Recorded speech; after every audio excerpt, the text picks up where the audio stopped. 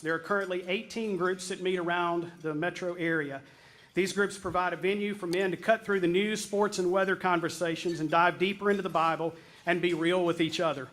We look at our life experiences side by side with the Bible and try to get to know each other on a deeper level. You'll have an opportunity to connect with one of these small groups at the conclusion of this evening's service. Introduction here, this is a great opportunity for me to introduce a friend of mine. Jody Schmelzer, would you come on up this way, man? Jody is a dear friend from days that Jody and I served together at Pine Lake Church. Jody's going to introduce our guest speaker here in just a couple of minutes, but Jody's a Jackson native, currently serves as the campus pastor at Pine Lake Church in Oxford. I've known this guy for many years, love to hear all that the Lord is doing through him, his family, and in the church at Pine Lake in Oxford. Jody, would you come introduce our speaker? All right, thank you, Jay. Man, I'm so excited to be here with you guys tonight, and just such an awesome room full of folks that are desiring to, just hear a great word tonight, and also I've loved the ministry of YBL.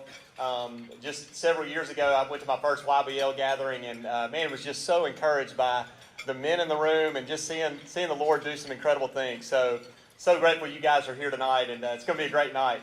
I'm real excited to introduce you guys to a man that has had a real huge influence on my life, specifically over the last 2 years. It's been a great journey, but 2 years ago, Coach Freeze and I had the opportunity to be in a men's small group together. And man, God's just used him in incredible ways to influence me and speak words of life and hope and truth into me. There's a couple of specific things just before I invite him to come up that I want to share with you guys that I've learned from him over the years. One is, the first thing that I want to tell you is, man, Hugh Freeze is a fully devoted follower of Jesus Christ. And I know you guys know that as you follow him. But man, just want to tell you that doesn't mean that he's perfect, okay? It means he's forgiven. And one of the things that I've learned from him is that, man, he is a man that loves his wife Jill in incredible ways. And he is an incredible father to his 3 girls, and God uses him in amazing ways just to lead his family. There's a few other things that I've really just learned from him over the last 2 years as we've been in life together through small group and just getting to know each other. And a couple of those things are, one that he always tells me, Jody, who you are is more important than what you do. And I don't know about you guys, but that's something that I've always needed to be reminded of, is that who I am is much more important than the things that I do. And the other thing that he's really showed me, just modeled this for me, and spoken this into me, is that the true measure of a man is not where he stands in the midst of comfortable seasons of life, but it's where he stands in the midst of adversity.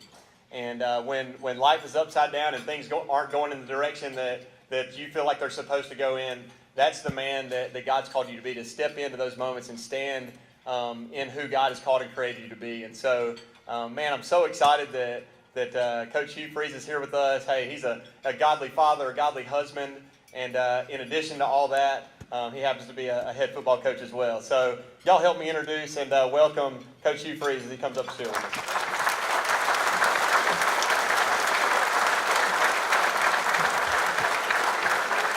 All right. Well, this is man, I hustled back here from over in Georgia, and Jay says to me, he says, I don't mean to put any pressure on you, but these guys are coming. And I said, look, I just had 2 10-foot putts for $100,000 for our foundation. I don't think that the pressure could get any more than I've experienced today. And man, that was a great day. We my partner and I won the Chick-fil-A challenge again, and that's $100,000 for the Freeze Foundation, who our CEO Alice Blackman is here, who runs our foundation, and we're doing a great work in Haiti and in the Delta of Mississippi. We're moving into there, and so that will be. It was a great day. I tell the story often. I hope you can. Can you hear me? I don't know if I'm supposed to put this on or not.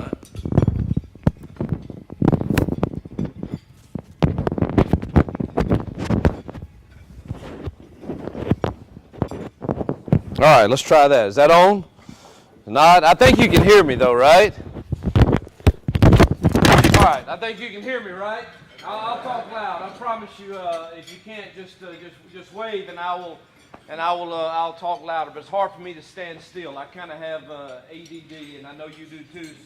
But you need the mic. All right. Okay. All right. This one.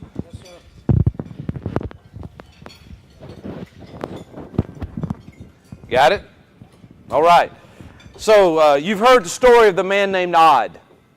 I probably have told it here in Jackson before. If I haven't, let me share it with you. A guy was born. His parents gave him the name Odd. And he hated his name. And so he went through life being called Odd. And when he got married, he asked his wife, he said, would you please, when I pass away, do not write my name Odd on the tombstone. Just put the date I was born, the date I died, and let's just leave it at that. You'll know where I reside. The funny thing about that is every time somebody would walk by that headstone, they would say, isn't that odd? And you may say tonight, man, isn't it odd that, Coach Freeze is here to share with us about faith and the things that this group stands for. I would say to you that we're all fellow strugglers, and that I am convinced that we as men are fighting a battle of complacency like never before. And if we don't lead, and if we don't model during difficult seasons, during times of adversity, during times of triumph, if we don't model for our wives, our kids, people in our community what it is to be a follower of Christ, then I'm not quite sure where this world's going. So I just want to share with you a conversation that I have with myself quite frequently. And it is around core values. 1 Corinthians 15, 57 and 58 says this, but thanks be unto God who gives us the victory through Jesus Christ our Lord.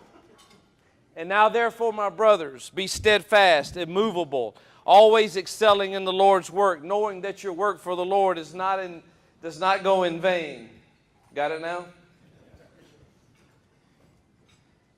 And so I want to just share with you tonight just my real life, what it is to follow Christ, and the conversation that I constantly am having with myself, and it's surrounded by several core values. Mark Batterson, who's one of the great writers of our time, I think, as far as people who want to follow Christ, particularly men, shared and challenged me a couple of years ago to really decide what your core values are. And does your life have a mission statement? And so I would just share with you tonight a few of the things that I came up with. And the first thing I would say to you is faith. Now, I've come to a place in my life where I know what that means to me. I can't decide that for you. I really can't decide it for my wife or my kids or for my players. I can tell you what it has become to me. But I don't know about you, but you have to get this settled in your mind and in your heart. What is your true faith? Is it a genuine faith? And how is it proven genuine? And I'll tell you, one of the ways it is, and it's not fun, is for you to go through trying times. I don't enjoy that, but it does give you an opportunity to prove that your faith is genuine, and it is real, and it is tested. But here's the reason that I have decided that faith in Jesus Christ is the only way for me. I've never met anyone like him. And so, as you decide for yourself where you are in that regard, I would just ask you tonight, has anyone in here ever met anyone that claims to be the Son of God, that lived a perfect life, that died and was raised again, and can take care of your junk? Has anybody ever met anyone?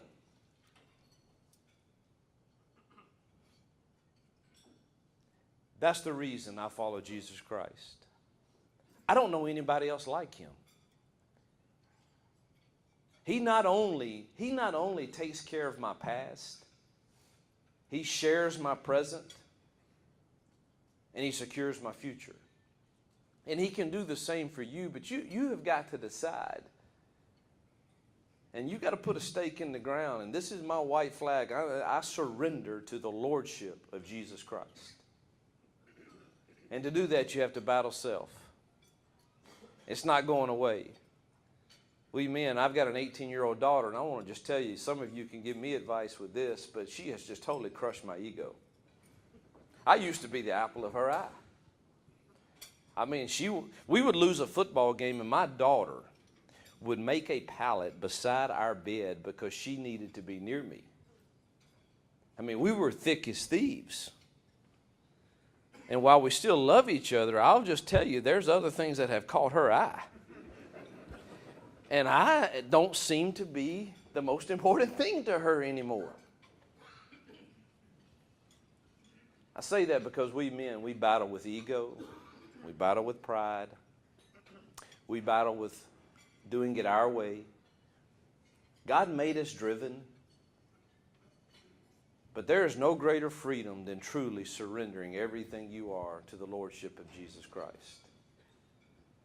And so I would say to you, as you develop your core values for you and your home and your business and your work and the people that are going to be around you and the young men that you get to model what this is like for, men, you got to put a white flag in the ground. And this is where I stand. And I surrender to the lordship of Jesus Christ. If you walk into our team room right now and you ask them what faith is, they would also tell you, I don't make them believe as I believe. I hope they see something different in me. But they will say this, faith is something, believing and standing with something bigger than yourself. And there will come a point in life where you need something bigger than yourself, and you've got to decide what that is and what that looks like and who those people are. The A for me is attitude. Attitude is the second core value. I can just tell you, I'm around people all the time. And if you get up in the morning and you are grumpy and you have a sorry attitude, the chances of you accomplishing anything worthwhile that people would follow and do something that I want to be like that guy, I want to follow his God, I want to do what he does, I want to be like him, the chances of that occurring are zero. So for me, I have to say, if I truly, my faith in Jesus Christ, thanks be unto him, victory, we have it in him. My attitude must reflect that of what he has done for me. So how can I get up in the morning, even when trying times come, and not have an attitude of gratitude, of thankfulness, that people say, something is different. This dude is either wacko crazy, or he's got something that I want. Kevin Elko in his one of his books says he can find zero correlation between success and IQ. Zero. Can't prove it. He says, but two things I can guarantee that there's a correlation between is one, your attitude, and two, your ability to handle adversity. If you walk into our team room right now and you ask them, how does Coach Freeze tell you to define attitude? They will say without a hesitation, it's the way we talk to ourselves. It's what we believe about us. So you've put your white flag in the ground like I have. I'm a follower of Jesus Christ. And how would you talk to yourself? What would be something that, who are you in him? How would you talk to yourself when you stand before the mirror? Man, I'm a child of the King. I'm told my Father owns a mansion on 1,000 hills and every cattle that he sees. I've been told that the righteous would never be forsaken. And he hears our prayers and I can talk to him. And he walks with me. He longs to hear from you. God has given me the permission over the last few years. I'm very, very honest with him. And we've had some very difficult conversations. And I think about loving my daughters the way I do. And if an earthly father who is imperfect loves his daughters like you do, like I do, I can only imagine the love that God has for us. And so in the morning in my office, I have 2 chairs. There's a book called this. I got this idea from him.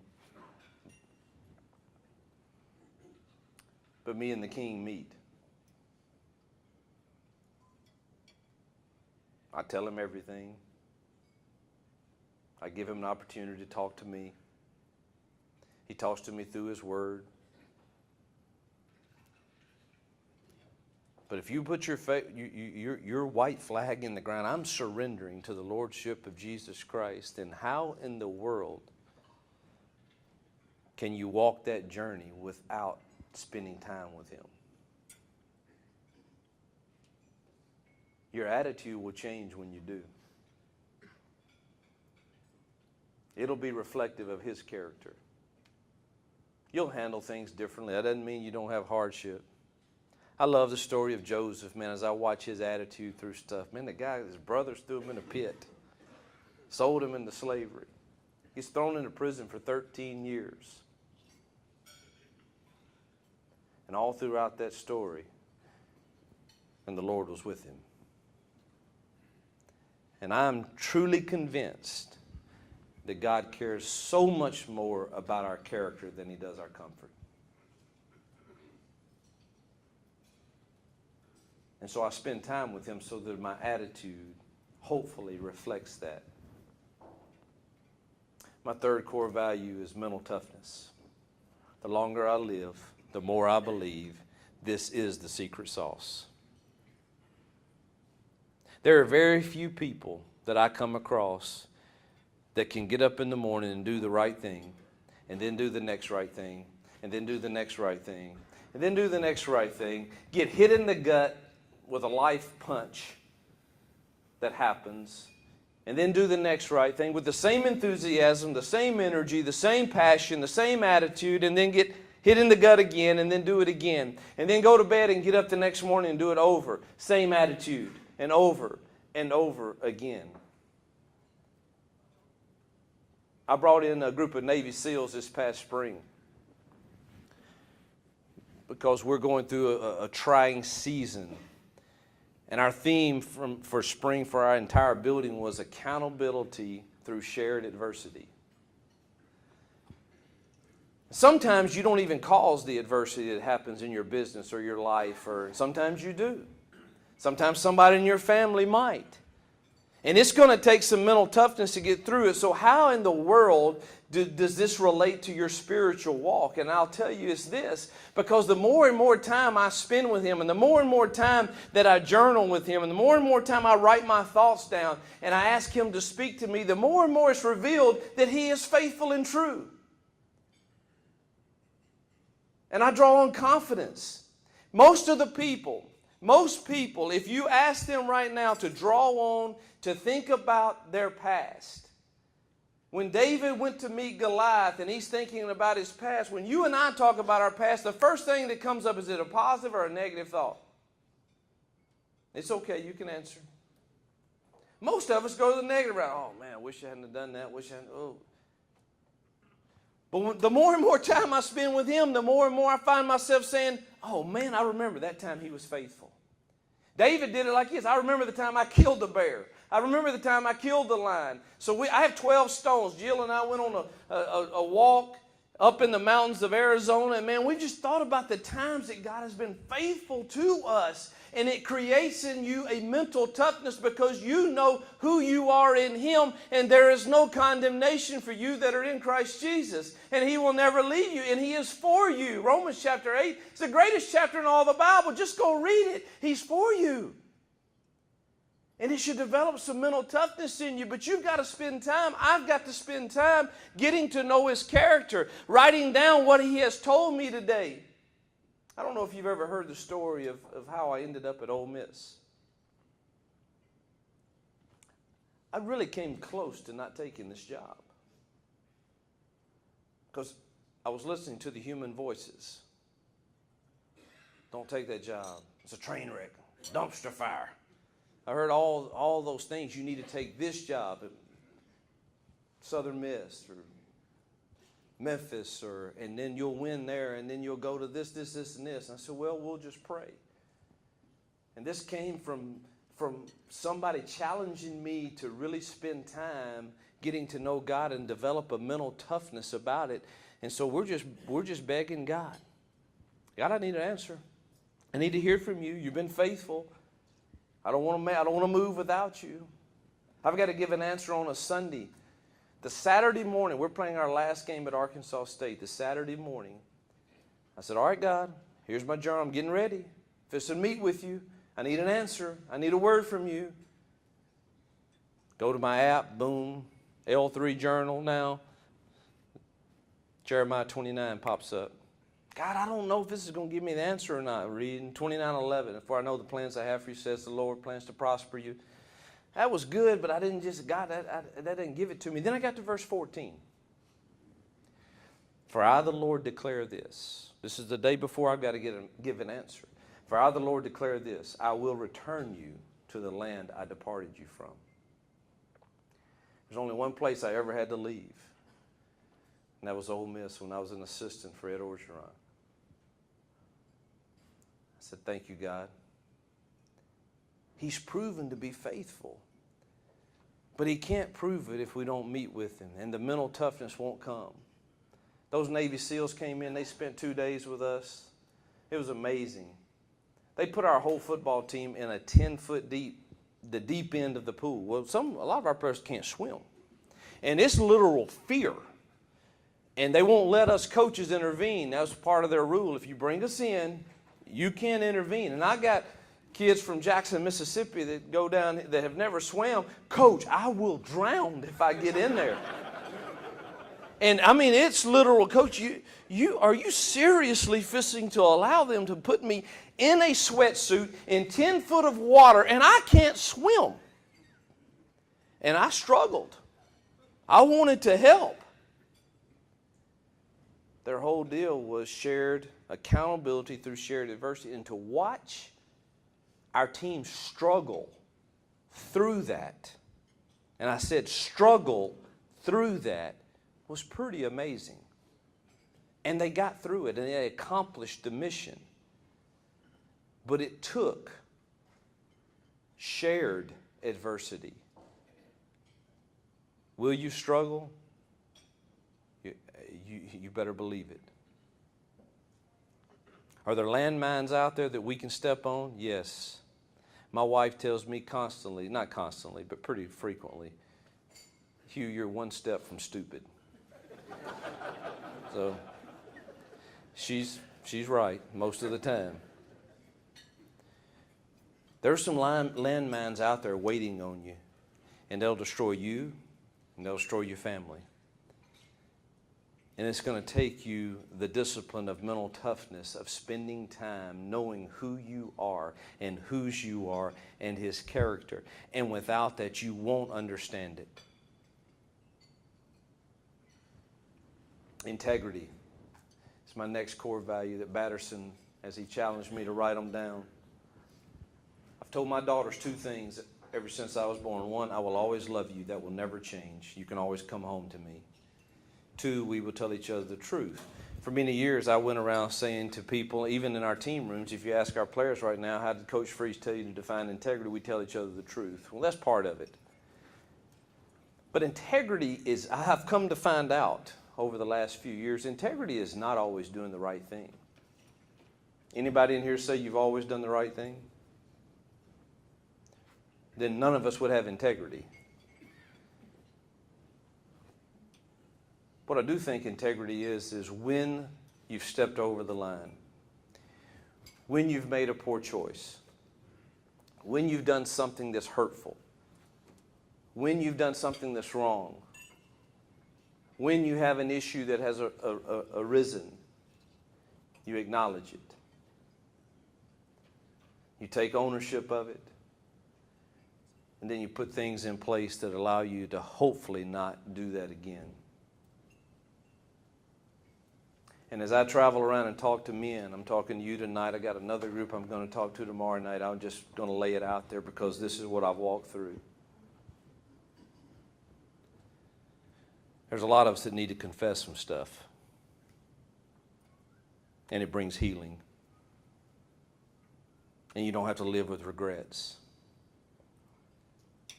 You don't have to walk around, man, with, you can look yourself in the mirror. And that's uncomfortable, man. We men don't like that. We don't like that. We don't like having to do that. But, man, that is why I'm in a small group.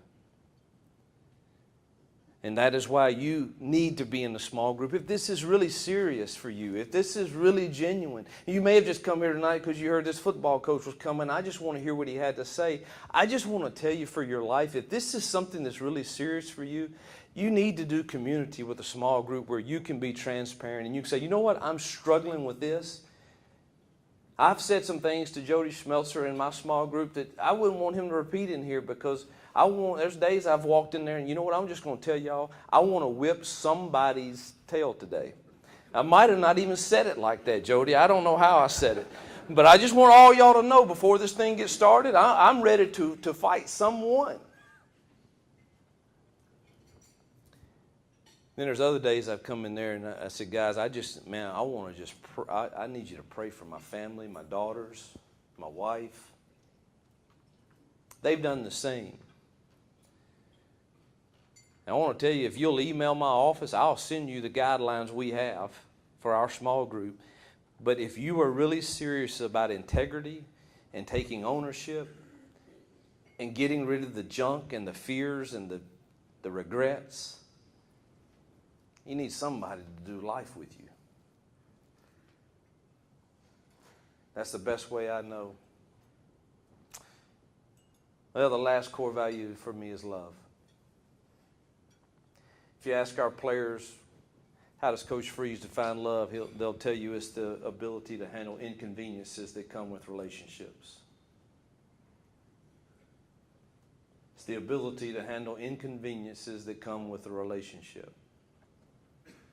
Isn't that what Jesus has done? He's taken my junk, your junk, and He's taken ownership of it so that I can be free.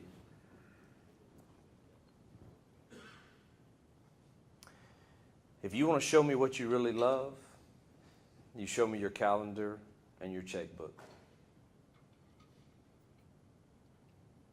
I'll have a pretty good guess about what it is that you really love. I'll know if you love your job, if you love your family. That's why I went and played in this deal today, because our foundation is doing a great job. If you're interested in giving, this is a selfish plug, but we're doing a great work in Haiti, in Africa, and in the Delta of Mississippi.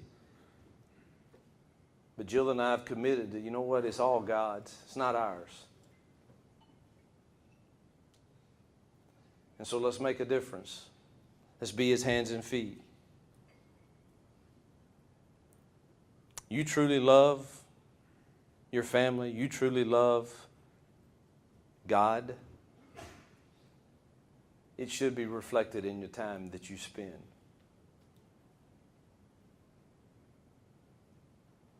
I don't know how it would work for you, but I would just encourage you, man, to say this is my time, and it's plugged in my phone.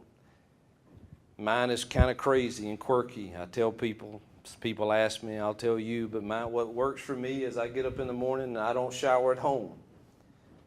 And I'm a shower fanatic. I'll take 3 a day if I get a chance to. But this is what works for me, and on my way to the office, I'm telling God everything on my mind. And God, I'm fixing to pull up to that office, and before I do anything else today, before I shower, before I do anything, I'm going to go open your Word.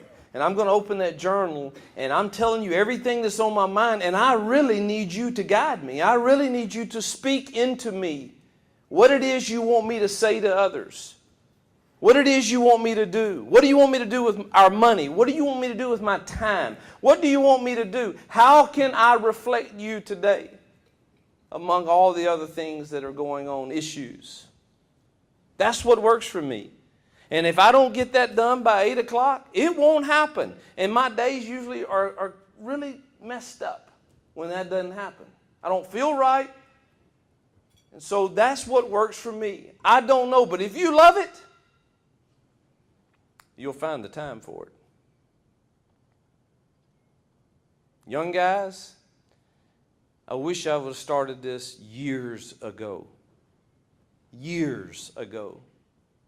I see some of my former players over here, and they've heard this. Man, life sucks you up, takes all your time, and then before you know it, you wake up and you're like, gosh, I got regrets. What do I do with them?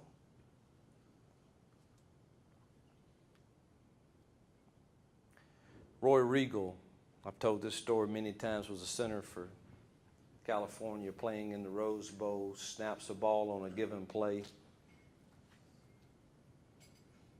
Blocking. All of a sudden, it's a lineman's dream. He sees the ball. He picks it up and he starts running. He goes 10, 20. He's thinking to himself, man, I'm fast. Nobody's caught me. 30, 40, 50, 60 yards. Man, I should have been the tailback. These coaches had it all wrong. True story. He gets tackled from behind by his own team. He was running the wrong direction. True story. The opponent ends up, they can't get it out. They ends up blocking a punt, changes the game. They lose the game because of that play. Man, he's devastated. Look, I don't know if you've been running the wrong way or not. If we were all be transparent, we've all done that from time to time. I don't know if you're running the wrong way right now and you feel like you're on a hamster wheel and you just can't get off. You know what? I don't ever want to get on that again. People don't get to define who you are, or they don't get to judge you. They don't. Look, if you're running the wrong way, it's not too late. You know, stats tell us from 0 to 19 is the first quarter of your life. 20 to 37 is the second quarter of your life. 38 to 56 is the third quarter of your life. 57 to 75 is the fourth quarter of your life. Some of us are saying, thank God for overtime. And I don't have any idea what quarter you're in. It's not my business. But I do know this. God has a reason that you're still in the game. And He really would like to see you finish well. I would too. I want to finish well.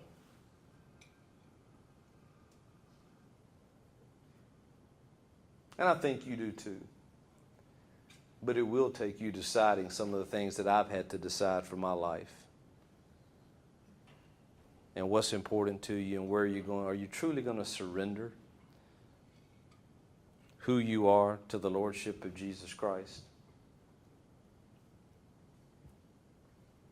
There's one quality I know about the right type of people, and they have the ability to finish. Doesn't mean they don't stump their toe, that they didn't fall down, that they didn't break a leg, they didn't make a poor choice or fall off a cliff, but they're able to finish. I want to see you finish well.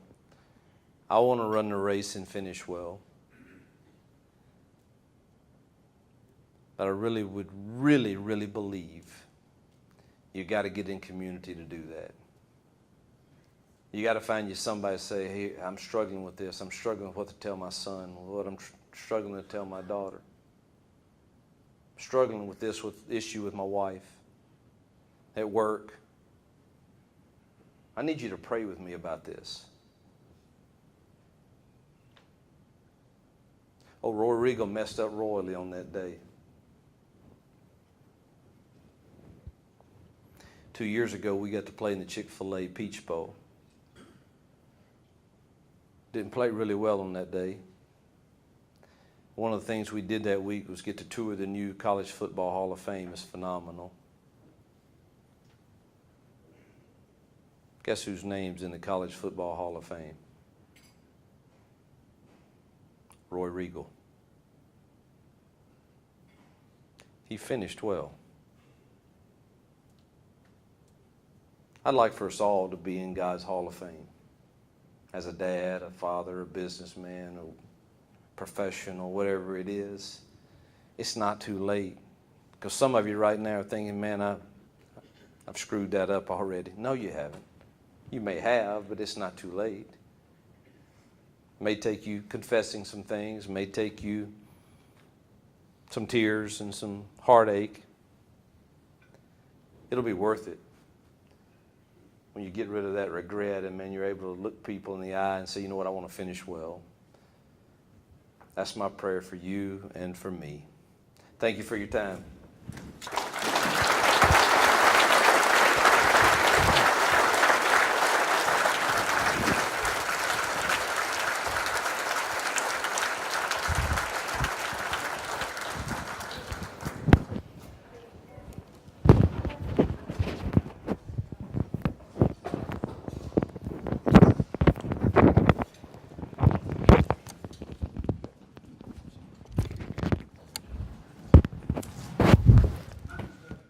I'm serving as chairman of YBL, and we are so glad and appreciate you being here, and hope you found Coach's remarks encouraging and challenging. There was a theme in what he was talking about, and it's clear that he refers to a relationship with God, and for some of us that may sound a little foreign and odd, and yet for others of you that may really resonate with you. You may actually find yourself at a place where you're ready to maybe make a decision and to make a turn. So in a minute, I want to give you the opportunity to do that. What I'm going to do is say a short prayer, and if you like, you can just silently pray to yourself. But if you're at a place where you're ready to trust Christ with your life, we want to give that opportunity. So let me ask you all to bow your heads, please. Lord Jesus, I know that I'm a sinner. I know that I do not deserve eternal life, but you have died for me. You have died for my sins. You have made the great exchange and purchased the place for me in heaven. Come into my life, take control of my life, forgive me, forgive my sins. I place my trust in you for my salvation. I accept the free gift of eternal life. In Jesus' name we pray.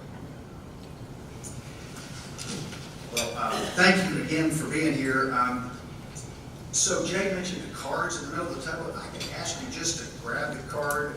Each of you grab a card. We'd like to have a record of your attendance.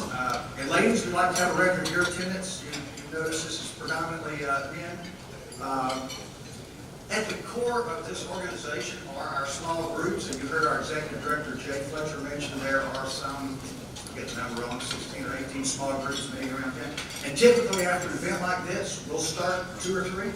So anyway, there's some information on the card. There's opportunities for you if you'd like to check a box indicating an interest in being in one of those groups. That's good.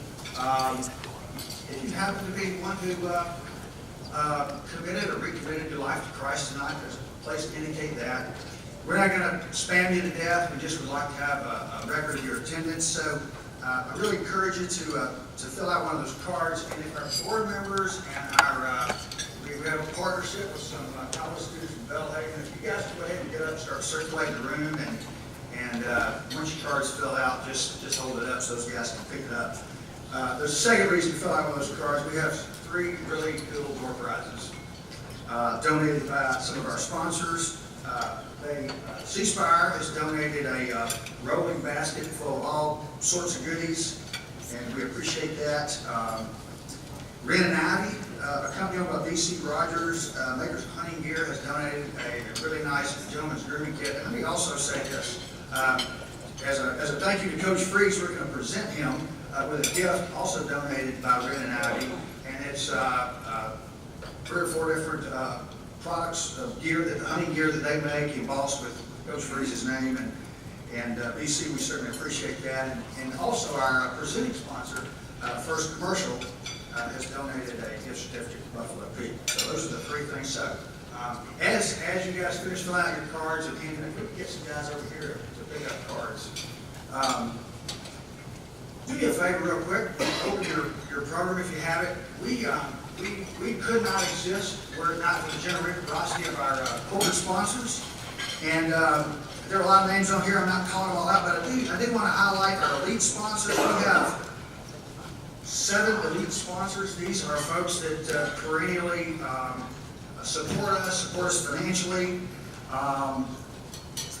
They are C Spire Region's first commercial Stribling Equipment, Carpenter Properties, Southern Telecommunications, and McDaniel and Register. And for this event, we have a presenting sponsor who also serves as an elite sponsor, First Commercial Bank, and we're very thankful for their support. We have 2 gold sponsors, Bank Plus and Ergon, and there are some silver sponsors, Fuse.Cloud, Gary Carrera Wealth Management, Neil Schaefer, Unicorn Construction, Southeastern Timber Products, and one that's not listed is BKD John Turner. We just greatly appreciate it. We also thank you for our sponsors, but I'm not going to read all those names out. But we are so appreciative. I want to thank our hostesses today, Cynthia Leonard, and some of the businesses from Bellhaven. YBL has recently formed a partnership with Bellhaven that we hope is going to be mutually beneficial. And so we're thankful they're here tonight. We have 2 upcoming events. You can mark your calendar for the annual YBL Sporting Clay Shoot. That will be Friday, August 11th. We pack a lot of teams in there, and so if you participate in that, put August 11th on your calendar. We'll also have an event much like this in the fall with another speaker. That speaker is to be announced, and be looking for information on that. Okay.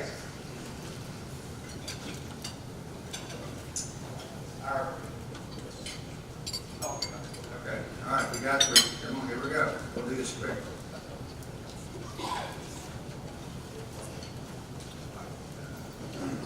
Okay, you just shuffle around.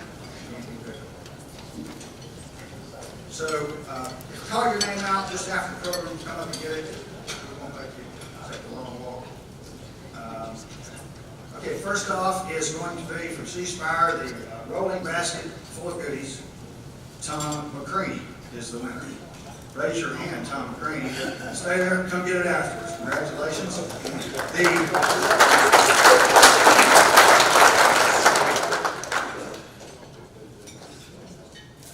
Here's the Jones Grooming Kit, compliments of Rim and Ivy. Will Thomas. Will, are you here? Raise your hand. Congratulations. Gift certificate to Buffalo Peak, compliments of First Commercial Bank, goes to Bryant Brooks.